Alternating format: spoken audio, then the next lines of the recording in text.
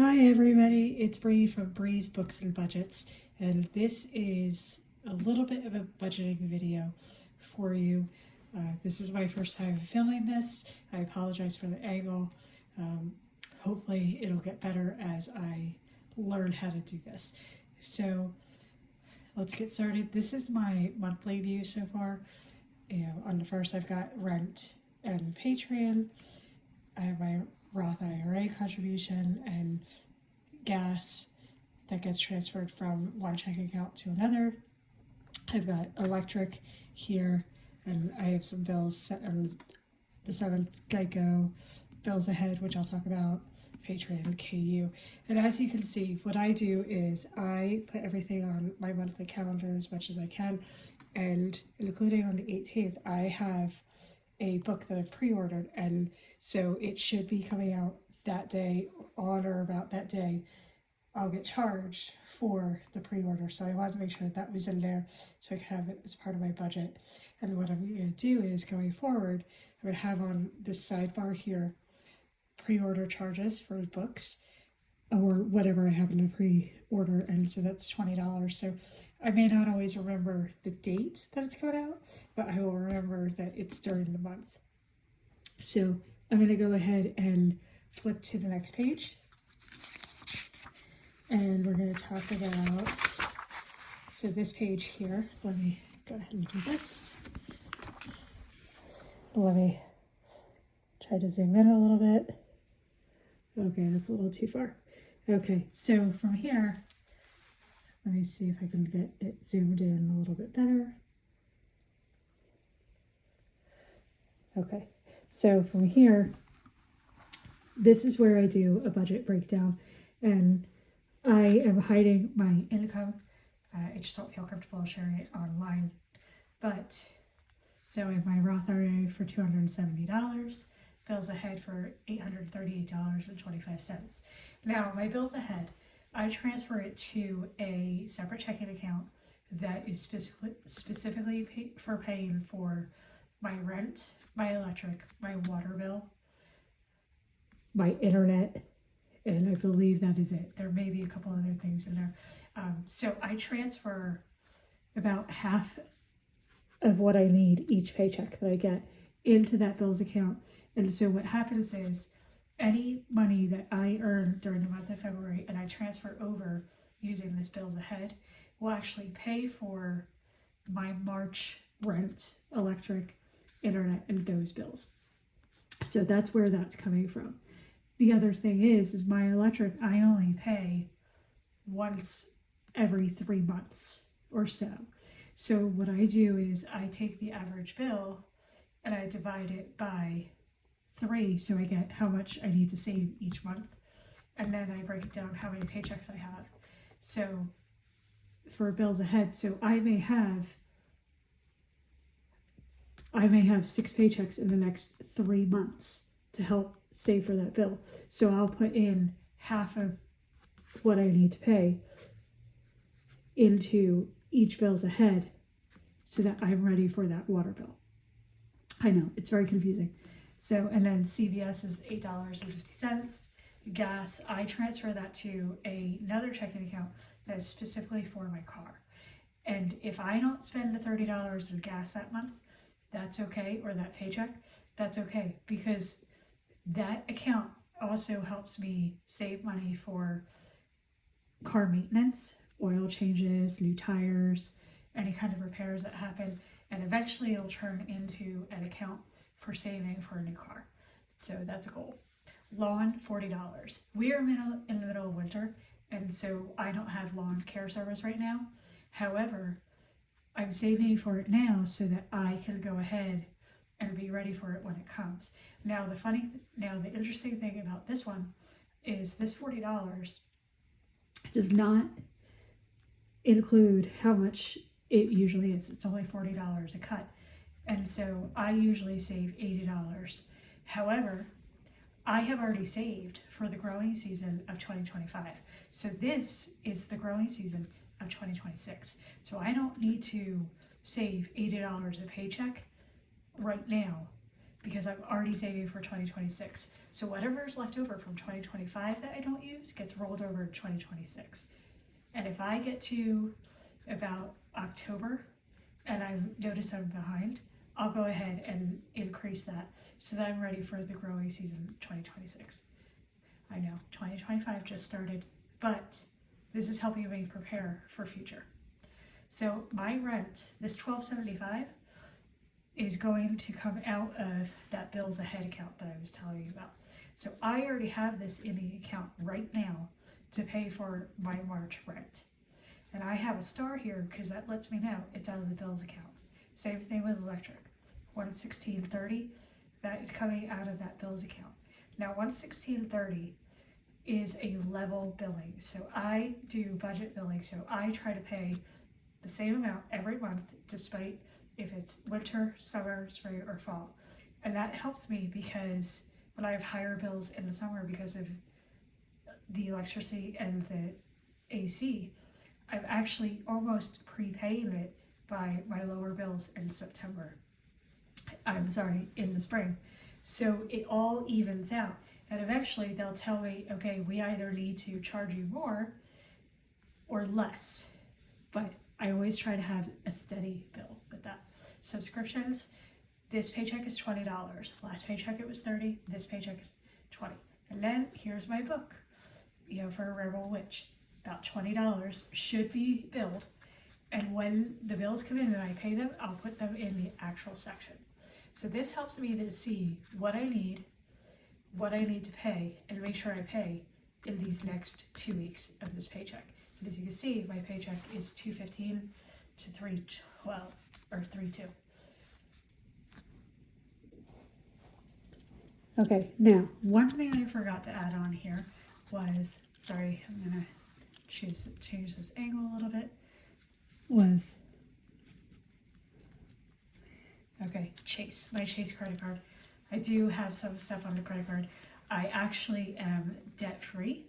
I try to pay off my Chase credit card every single month that I can. And so Chase, my goal is to put an extra $100 from this on here so that I can get that balance down, because I have until the beginning of March to get that balance down. So I know that I have a minimum of $100 that I need to put on the Chase credit card. And I have no problem doing that because it helps me to realize, okay, this is what I need to do. And then, so when I go down here, and when I go down, I have food. So food for $200, personal for $50, and emergency fund $50. So this emergency fund money, I actually transfer online. So, and then personal, that $50 will most likely go to the Chase to pay for whatever personal I buy. And then the food, I take that out in cash. And then I also add, so for Christmas, I'm gonna do 40, and gifts, I'm gonna do 40. And so these I take out in cash and I put into an envelope. So I'm saving for Christmas of 2025 already. I know it's February, but the more I save now, the less I have to save when it comes to October and November, because I don't want to look at my budget and say, okay, let's say I wanted to save $500 and I haven't been saving it for it all year. I don't want to sacrifice any kind of bills or personal money to go towards Christmas because it's not an emergency. It's something I know, so I'm saving for it. And this gifts here, this is for any kind of birthdays that come up, or if I get invited to weddings and baby showers and things like that. So that's all there. So that's all gonna go there. An emergency fund, $50. $50 every paycheck minimum goes to my emergency fund, because I truly believe that everybody needs an emergency fund. I don't care what situation you're in, how much you have in there, put something away, because you never know when you're gonna need it. You could end up losing a job. Maybe you don't have enough in your car maintenance fund to cover the cost of replacing whatever part needs to be replaced. You get sick, something will happen, and you always need an emergency fund. And I believe the statistic is that less than 50% of Americans can cover an emergency that is over $400. And so I encourage you to put something towards an emergency fund every paycheck that you get, if you can. Even if it's only $5 paycheck, do something. Do something towards the emergency fund. And that's what I have for my budget so far. So, yep. So this is what this all looks like. And what I'll do is, once I know what my paycheck is, I'll go in and I'll fill in that information. I'll put in my actuals. I go down here and I say, okay, this is how much I need for my expenses. Oh, by the way, this is how much I actually spent. So I can see, did I go over the budgeted amounts? And if I went over, is there a reason why I went over? Did I forget a bill that was coming out? Did a bill come up unexpectedly? Things like that. So I want to track that for myself. I use an erasable pen so I can easily erase my numbers if I need to. And same thing with my food. I know I'm taking that out in cash, so that's $200. That's $200. That includes groceries and eating out for 2 weeks. So it's about $100 a week. And that's what I try to go for.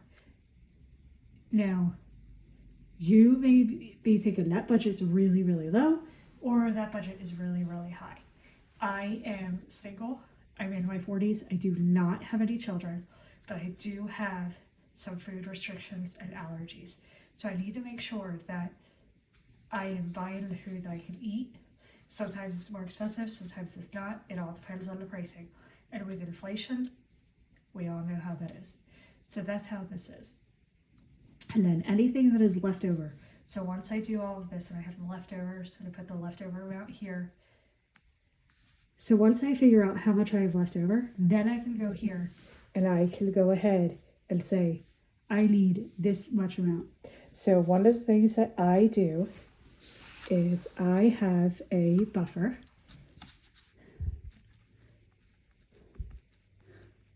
In my main checking account for $700. So whenever I'm looking at my account, I always know I have a buffer of $700. Now that buffer is really, really nice to have. Some people may only have a buffer of $100. Some people may not have a buffer. I prefer at least $700. I'm trying to increase that, but that'll happen eventually. The reason why I have that is because if unexpected bills come in, or an unexpected expense comes in, I can cover it with my buffer if I need to. That way, it's not enough to take out of my emergency fund, but it's enough for me to cover it out of my checking account here. I want to go ahead and do that. I like doing that in case something unexpectedly gets drafted from my account that I wasn't expecting it to, or unexpected bills, things like that. I am one of those people that I used to only have maybe $50 left over in my checking account at the end of each pay period. I worked hard to get to this, and I do my best to maintain that number, because I've run into situations where I have been below and close to having zero in my checking account, and then bounce fees, things like that. And I don't want to have that. I don't want to have insufficient fees. I don't want to have fees for bouncing a check or anything else like that. So I always try to make sure I have a buffer of $700. And then from here, I'll add in sinking funds. So car maintenance is one of them. It may be more to the emergency fund. It could even be vacation or beauty. It's whatever I think that I'm going to want to save for. Clothing is another one. If you are just starting out, I recommend that you start with 1 or 2 what I call sinking funds. So if you know that you are going to need a new winter coat next winter, start saving up for $5 a month, $5 paycheck, whatever it is. And then you just put it away. You either put it in, take out in cash or put it in an envelope, or you put it into a savings account and just mark it. This is what's going on. That way, when you are ready to do that big purchase or go on that big vacation, you have the money saved. You can, if you're like me, I don't try to have credit card debt. However, I may put it on my credit card and then pay it off with my sinking fund that I've saved. That way I get my credit card points, but I'm not accumulating the debt because I know I have it right out of here. I have it in my checking or my savings somewhere where I can easily transfer it and pay off the credit card. And so that is it for the budget so far. Let me know if you like this, if you want to see more, if you want to see some of my transactions, how I track that, things like that. This particular planner is the Budget by Paycheck workbook by the Budget Mom. This is the small size, which she's currently sold out of, but she does have the large size available on her website. So it's thebudgetmom.com. And that is it. Thank you very much. I hope you have a great day.